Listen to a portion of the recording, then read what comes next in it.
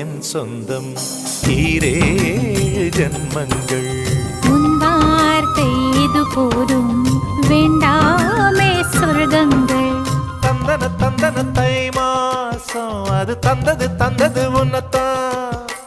சந்தன சந்தன மல்லி வாசம் தென் சிந்தது சிந்தது இப்பதான்.